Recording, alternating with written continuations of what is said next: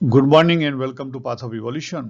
આપણે ભગવદ્ ગીતા અધ્યાય 2 ઉપર ચિંતન કરી રહ્યા છીએ. ભગવાને આગળ સમત્વ ઉપર ઘણી બધી વાત કરી અને સમબુદ્ધિ સમજાવતા હવે ભગવાન બુદ્ધિમાં એક નિશ્ચય બુદ્ધિ એટલે સમબુદ્ધિ.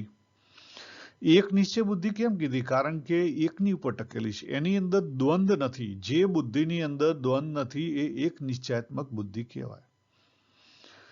અને જે બુદ્ધિની અંદર દ્વંદ્વો છે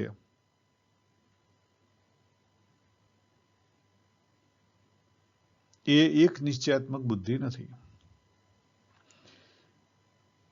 હવે ભગવાન વાત કરે છે કે આ બુદ્ધિનો પ્રશ્ન ક્યાં છે? બુદ્ધિમાં એક નિશ્ચયાત્મક કેમ નથી આવતી? એની પાછળનું કારણ શું છે? તો 52મા શ્લોકમાં ભગવાને વાત કરી. યદા, યદા શબ્દ મૂકે જોજો. યદા એટલે જ્યારે, અને તદા પણ મૂકેલું છે ત્યારે. એટલે કાયમી સ્થિતિ નથી. યાદ રાખો, કાયમી સ્થિતિ નથી. આવવા જવા વાળી સ્થિતિ છે. કેવી છે? આવવા જવા વાળી. ઘણા બધા નાની નાની બાબતો આપણે બહુ સમજવાની છે. ભગવાન અહીંયા કહે છે પણ યદાન તદા વાપરે છે, એટલે બી કેરફુલ.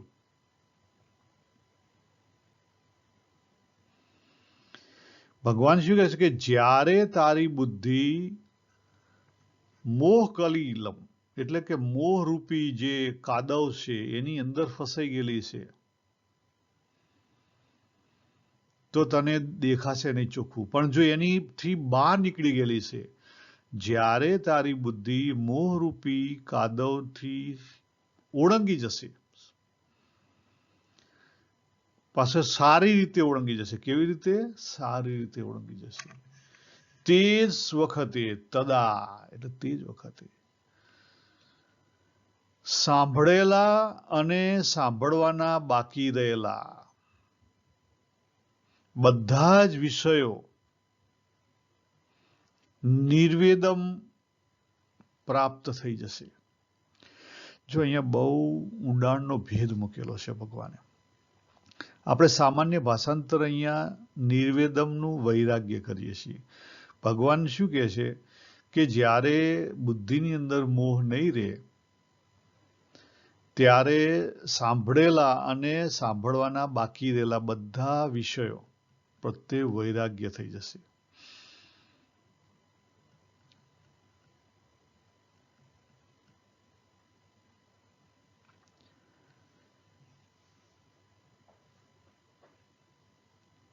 વૈરાગ્ય થઈ જશે. સાંભળેલા વિષયો ક્યાં પડેલા છે? આપણા સાંભળેલા વિષયો આપણા અતીતમાં પડેલા છે, આપણી મેમરીમાં પડેલા છે. અને સાંભળવાના બાકી રહેલા વિષયો ક્યાં છે? આપણી વાસના ભવિષ્યમાં પડેલા છે. એક ભૂત છે અને બીજો ભવિષ્ય છે. બધું અંદર સંગ્રહાયેલું પડેલું છે.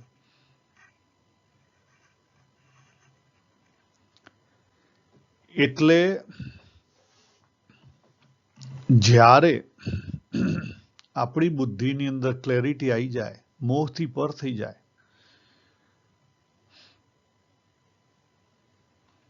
ત્યારે પછી આ જે બધા વિષયો છે, કોઈ પણ વિષય, એક વિષયની વાત નથી થતી, કોઈ પણ વિષયમાં આપણે ફસાઈએ નહીં.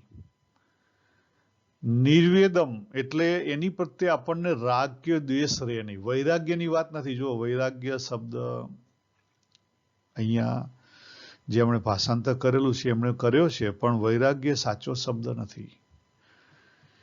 સાચો શબ્દ એ છે કે એની પ્રત્યે આપણને રાગ દ્વેષ ના રહે. શું ના રહે? રાગ દ્વેષ ના રહે.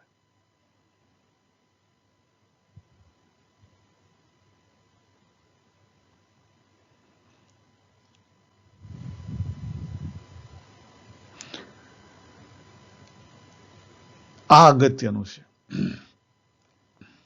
જે કોઈ સાંભળ્યા હોય એના પ્રત્યે પણ આપણને રાગ દ્વેષ ના આવે. કારણ કે આપણે જો જનરલી આપણી અંદર રાગ દ્વેષ રહેલા છે, આપણી અંદર લાઈક અને ડિસલાઈક રહેલા જ છે. ચેક કરો તમે. તમારા પોતાના જીવનમાં ચેક કરો. કોઈ વસ્તુ તમને ગમતી હશે, કોઈ નહીં ગમતી હોય, અને કોઈ વસ્તુ પ્રત્યે તમારે એને મેળવવાના બધા વિચારો પણ આવતા હશે, બાકી રહી ગયેલું હશે. પણ જ્યારે આપણી બુદ્ધિમાંથી મોહ નીકળી જાય પછી ઓટોમેટિકલી જે વાસના છે, કામના છે, સંકલ્પો છે, બધા ખરી જાય. એનો અર્થ એવો નહીં કે માણસ ભાઈ ઘરમાં બેસી જાય. એનો અર્થ એ નથી. માણસ એટલો જ કામમાં પાવરફુલ હોય પણ એને ફળની ઈચ્છા જતી રહે. શું હોય? ફળની ઈચ્છા જતી રહે. જો કબીરજી એમનો રસ રુચિ અંગ કરવું એ હતું, તો જ્ઞાન થયા પછી પણ એમણે એમની પ્રવૃત્તિ ચાલુ રાખી. રવિદાસ જુઓ, નરસિંહ મહેતા જુઓ, કોઈએ પ્રવૃત્તિ મૂકી નથી. જે પોતાની પ્રવૃત્તિ હોય, જેવી પોતાની પ્રવૃત્તિ હોય, રસ રુચિ અંગ. કારણ કે બુદ્ધ ભગવાનની રસ રુચિ અંગ અલગ હતી અને કબીરજીની રસ રુચિ અંગ અલગ હતા. મીરાબાઈના રસ રુચિ અંગ અલગ હતા. એટલે બધાને એક સાથે સરખાવાય નહીં. જેની રસ રુચિના અંગ જેવા હતા એ રસ રુચિના અંગ પ્રમાણે એનું જીવન ચાલ્યા કરે, પણ એની અંદર પછી મોહ ના રહે. ભગવાન બૌદ્ધના જીવનમાં મોહ સમજવા બહુ ઈઝી પડે એવો છે.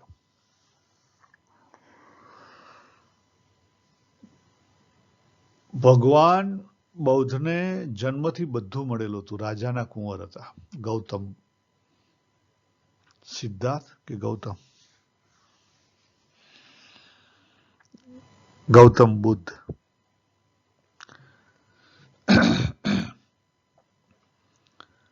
રાજાના કુંવર હતા, લગ્ન થયેલા, બાળક હતા, બધું જ હતું. અને જ્યારે આ સંસારના જે બધી વસ્તુઓ મળી ગઈ ને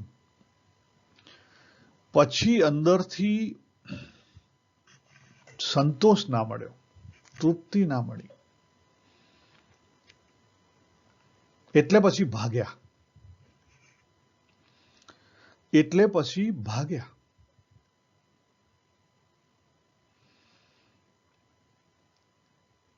સંસાર છોડી દીધો.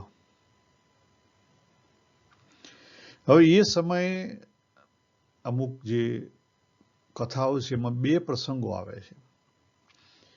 એક પ્રસંગ આવે છે બાજુના રાજાનો. એ કહે કે હું તને મારી કુંવરી પરણાવું અને મારું રાજ આપું, તું આવી જા મારા ત્યાં. એટલે પછી ભગવાન બુદ્ધ કે મારા બાપને ત્યાં રાજ તો હતું જ ને, અને મારા ઘરવાળી હતી, કે મારે ક્યાં જરૂર. ખ્યાલ આવે? પણ એનાથી મને સંતોષ નથી, અંદર મને તૃપ્તિ નથી, એટલે તો હું ભાગ્યો છું. પછી જે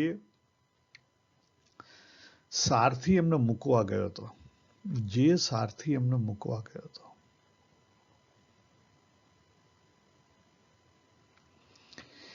એ સારથી ઉંમરમાં મોટો હતો. એ એમને સમજાવવા માંડ્યો કે ગૌતમ, તમારી પાસે બધું છે, તમે શા માટે અહીં જંગલમાં ભાગ્યા? બધું છોડીને જંગલમાં શા માટે જાઓ છો? આ દુનિયામાં માણસને જે જોઈએ છે, માણસ જે મેળવવા માટે લોહીનું પાણી કરે છે, એ બધી વસ્તુ તમને મળી છે, તમે ભોગવો, એ સુખ છે.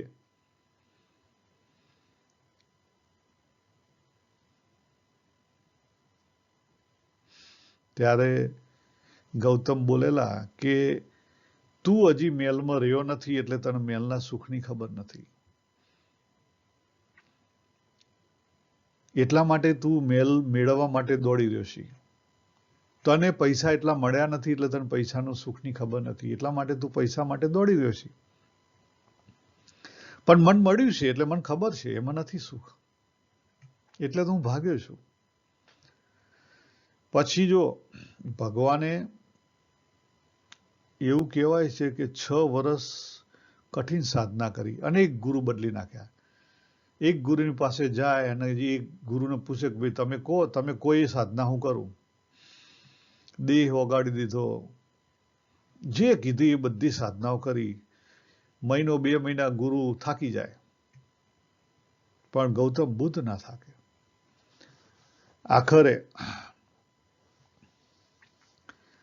એકવાર ભગવાન બુદ્ધ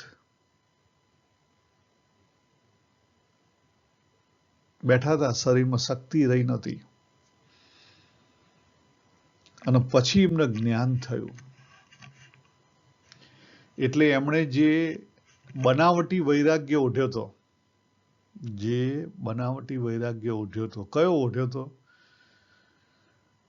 શરીર, ઇન્દ્રિય એ બધાને તપાવવાનો. શરીર સુકાઈ ગયું હતું, ઇન્દ્રિય કામ કરી નહોતી શકતી, કારણ કે શરીરમાં એ તાકાત જ નથી રહી. પણ જ્યારે જ્ઞાન થયું ત્યારે ખબર પડી કે આની તો જરૂર જ નથી, આ તો આપણે ખોટું આની ઉપર પ્રેશર કરીએ છીએ.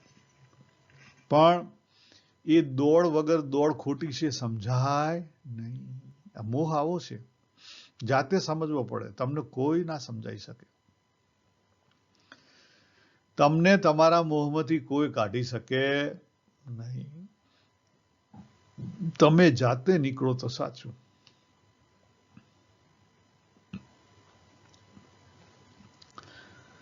આગળ ભગવાન 53મા શ્લોકમાં શું વાત કરે છે?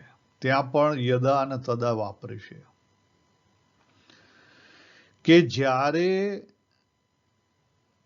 જે શબ્દો છે, શ્રુતિ વિપ્રતિ, બરાબર, શાસ્ત્રીય શબ્દોથી તમારી આપણી બુદ્ધિ જે વિચલિત થઈ ગયેલી છે,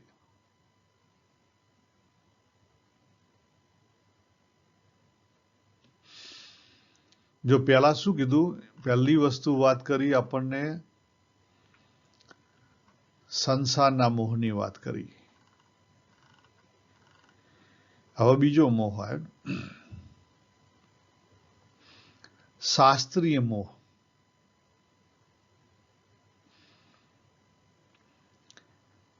નિશ્ચય થઈ જશે અને પરમાત્મામાં અચળ થઈ જશે ત્યારે યોગને પ્રાપ્ત થઈ જશે. જો બે વસ્તુ કીધી.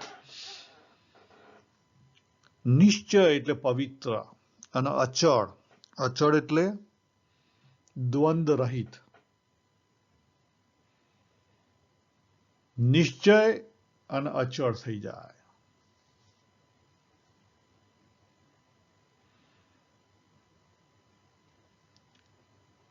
અત્યારે સૌથી મોટામાં મોટા જો કોઈ પ્રશ્ન હોય ને તો આપણને આ બે પ્રશ્ન છે. આપણી સમાજ વ્યવસ્થા એવી છે કે જે આપણને દ્વંદથી બહાર નીકળવા જ દેતી નથી. સૌથી મોટામાં મોટા જો દ્વંદ રેલા હોય તો આપણા કોન્શિયસ માઇન્ડ અને સબકોન્શિયસ માઇન્ડમાં છે. આપણી સમાજ વ્યવસ્થાએ એવા બધા રૂલ્સ રેગ્યુલેશન ઉભા કરેલા છે કે આપણે કોન્શિયસ માઇન્ડથી આપણને એટલા બધા પ્રેશરાઇઝ કરેલા છે, જ્યારે સબકોન્શિયસ માઇન્ડ અવળું કહે છે. આગળ આપણે જોયું હતું શની બાબતે, જન્મ અને મૃત્યુ બાબતે, આપણી જે ક્રિએટિવ એનર્જી છે એનર્જી બાબતે, અને ક્રિએટિવ એનર્જી છે જે જિજ્ઞાસા છે, જિજ્ઞાસામાંથી ઈચ્છા શક્તિ, કામના, કામનામાં કામ આવી ગયો, કામ એટલે સેક્સ પણ આવી ગયો, કામનાની અંદર સેક્સ પણ આવી ગયો. એની બાબતે તમે જો બહુ જે આપણને ખોટું ભણાવવામાં આવેલું છે.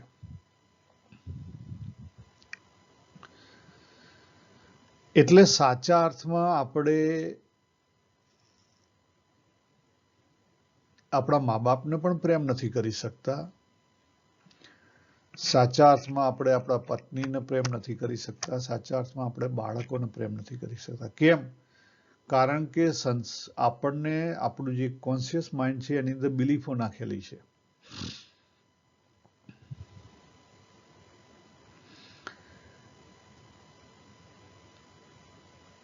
હવે તો વેસ્ટર્ન વર્લ્ડમાં કંઈક સારું છે, છતાં પણ હજી જે ક્રિએટિવ શક્તિ તરીકે એને લેવામાં નથી આવતી, એ પણ ખોટી બાબત છે. ક્રિએટિવ શક્તિ તરીકે જ એને લેવી જોઈએ. પરમાત્માએ એને સર્જન શક્તિ બનાવેલી છે, તો સર્જન શક્તિ તરીકે સ્વીકારો.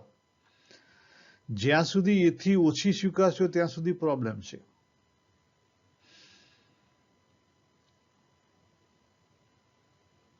એટલે આપણી સમાજ વ્યવસ્થા પેલો પ્રોબ્લેમ છે. બીજી વસ્તુ આપણે પિક્ચરમાં દેખાય છે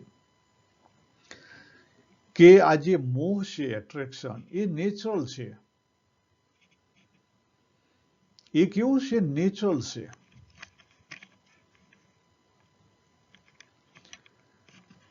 અને નીચેથી ઉપર અવાય.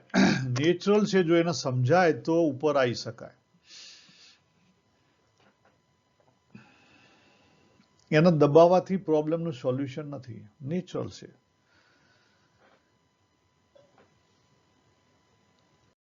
સૌથી મોટામાં મોટો પ્રોબ્લેમ ક્યાં છે કે આપણે પોતે જ અંદરથી ડિવાઈડ થઈ ગયેલા છીએ. જ્યાં સુધી આપણે પોતે જ અંદરથી ડિવાઈડ થઈ ગયેલા છીએ ત્યાં સુધી કદી આપણા જીવની અંદર તાકાત નહીં વધે.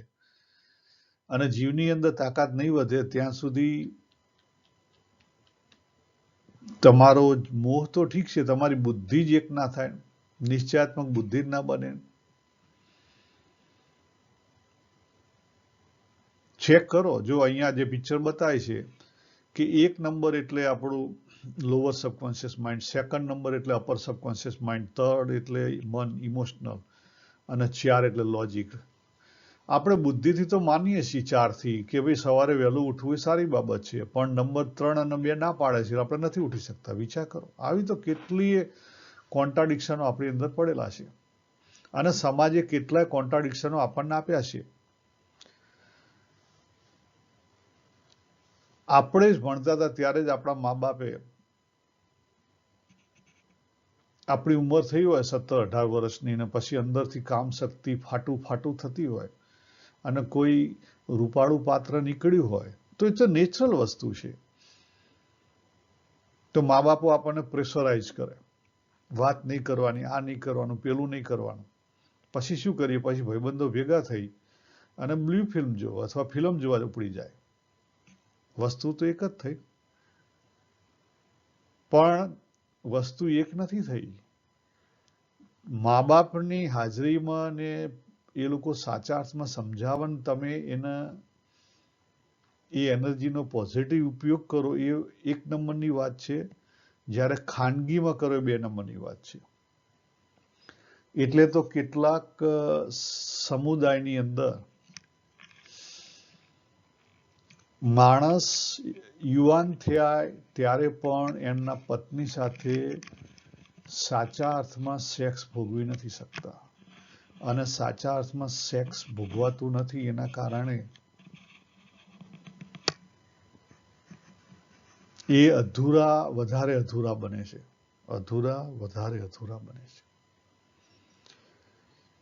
આપણે આગળ એક વિડીયો બનાવેલો હતો, એક કોઈ ભજન, રાજસ્થાની નાનકનું કબીરનું ભજન છે.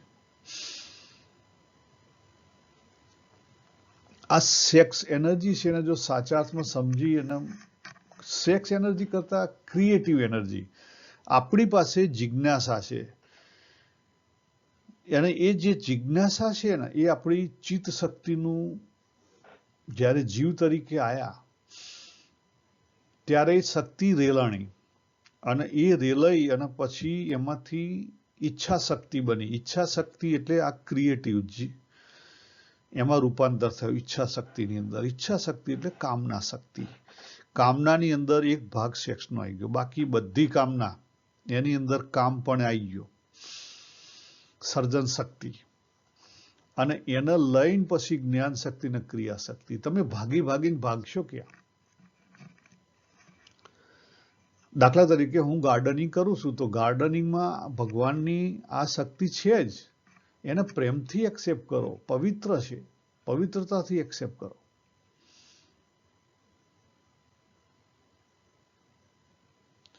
ભગવાન અહીંયા એ જ વાત કરે છે કે મોહ, પણ મોહ ટળે કેવી રીતે, દ્વંદ્વોથી પર કેવી રીતે થવું.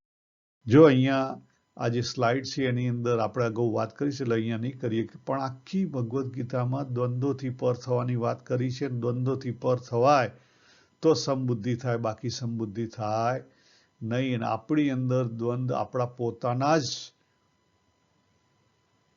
કોન્શિયસ માઇન્ડ અને સબકોન્શિયસ માઇન્ડમાં પડેલા છે અને એ આપણી સમાજ વ્યવસ્થાએ ઊભા કરેલા છે. હવે એમાંથી ભાગીને જશો ક્યાં? તકલીફ છે.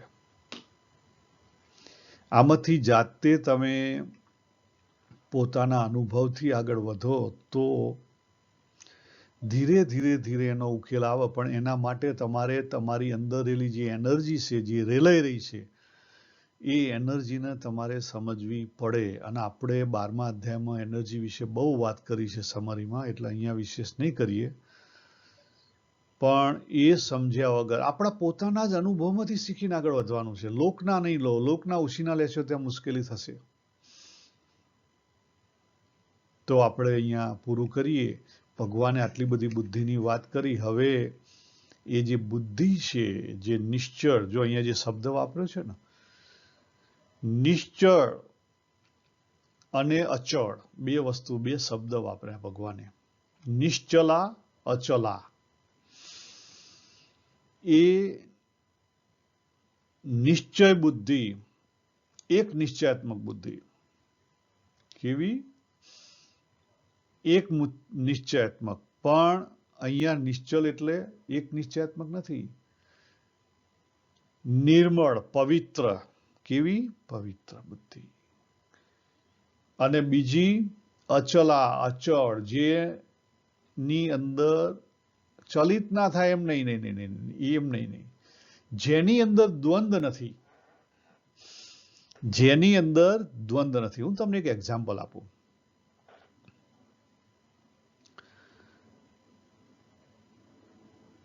જર્મનમાં ત્યાંનો એક સરમુખત્યાર થઈ ગયો હિટલર. આપણે બધાને ખબર છે. એની કદાચ તમને ઇઝીલી ઘણી બધી વસ્તુ તમને ગૂગલ ઉપર મળી જશે. હિટલરની બુદ્ધિનો નિશ્ચય જુઓ કેવો હતો. જોરદાર હતો. અચળ કહી શકાય. મરી ગયો પણ નિશ્ચય બદલ્યો ના બદલ્યો. પણ એ અચળ નિશ્ચયની અંદર એ કેવો હતો? પેલો મગર પકડે ને એવો હતો. કારણ કે એના દાંત ઊંધા હોય, પકડ્યા પછી મૂકી નાખે. જડ કહેવાય. શું કહેવાય?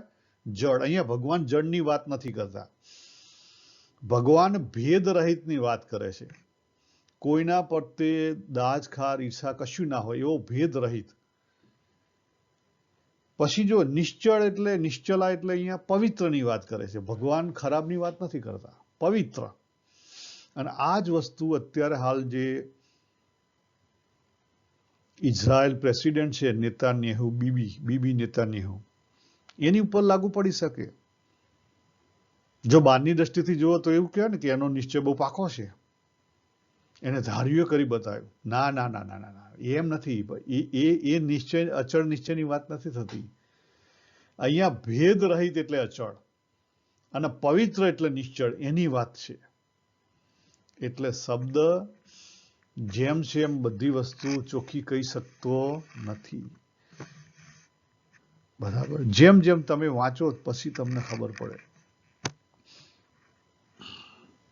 બાકી સામાન્ય ભાષાંતર તો આપણે એવું જ કરીએ કે નિશ્ચળ એટલે નિશ્ચળ. ના, નિશ્ચળ એટલે પવિત્ર. અને અચળ એટલે ચડે નહીં એવું. બરાબર? સ્ટ્રોંગ. ના, સ્ટ્રોંગ નહીં. જેની અંદર દ્વંદ નથી એવી. કારણ કે જે નેતાન્યાહુ છે એની પાસે પણ દ્વંદ્વો રહેલા છે. અને હિટલર હતો, એની બુદ્ધિમાં પણ દ્વંદ્વો હતા. એનો ડર હતો અંદરથી. એટલે બંને કેવી છે? જળ બુદ્ધિ છે. કેવી છે? જળ બુદ્ધિ છે. આઈએસ ઓફિસરોના ડિસિઝનો બધામાં શું હોય? આમ સ્ટ્રોંગ દેખાતા હોય, બરાબર, પણ એ શું હોય? જડતા હોય. શું હોય? જડતા હોય. જો ગાંધીજીના સમયમાં પણ લોકોના ઘણા બધા નિશ્ચયો કેવા હોય? ઘણા બધા લોકોના નિશ્ચય એવા હોય, મરી જાય પણ બદલાય નહીં. પણ એ જળ બુદ્ધિ હોય. દ્વંદ રહિતની વાત થાય છે. એટલે બી કેરફુલ. જે સ્પિરિચ્યુઆલિટી અલગ અલગ વસ્તુ છે. આ જળ અને સૂક્ષ્મ સમજાય તો સ્પિરિચ્યુઆલિટી સમજાય. આપણે અહીંયા પૂરું કરીએ. અને હવે આગળ અર્જુનજી પૂછશે કે ભગવાન તો પછી આવી જેની બુદ્ધિ હોય, સ્થિર બુદ્ધિ, જો હવે એ શબ્દ પાછો સ્થિર વાપરશે, પણ સ્થિરનો પણ અર્થ એક જ છે કે જેની અંદર દ્વંદ નથી. દ્વંદ નથી એ બુદ્ધિ કેવી છે? સ્થિર પણ છે, અચળ પણ છે અને નિશ્ચય પણ છે, પવિત્ર પણ છે, અચળ પણ છે અને સ્થિર પણ છે. યાદ રાખો, જે બુદ્ધિની અંદર દ્વંદ નથી એ બુદ્ધિ. હવે એમાં થોડીક ડિટેલિંગની જરૂર છે. ઘણીવાર બાળક બુદ્ધિ હોય. કેવી હોય? બાળક બુદ્ધિ હોય, નિર્દોષ બુદ્ધિ, પણ કેવી છે? અજ્ઞાન છે. કેવું છે? અજ્ઞાન. અજ્ઞાનવાળી બુદ્ધિની વાત નહીં થતી. એક અજ્ઞાન બુદ્ધિ છે, એક જળ બુદ્ધિ છે અને એક સૂક્ષ્મ બુદ્ધિ છે. અહીંયા અજ્ઞાન બુદ્ધિની પણ વાત નથી થતી અને જળ બુદ્ધિની પણ વાત થતી નથી. માત્ર સૂક્ષ્મ બુદ્ધિની વાત થાય છે. આટલું ખ્યાલ રાખજો. તો અહીંયા આપણે પૂરું કરીએ. આગળ આપણે જોઈશું ભગવાન શું કહે છે, અર્જુનજી શું પ્રશ્ન પૂછે છે. સર્વેને જય શ્રી કૃષ્ણ. હરિ ઓમ તત્સત. હરિ ઓમ.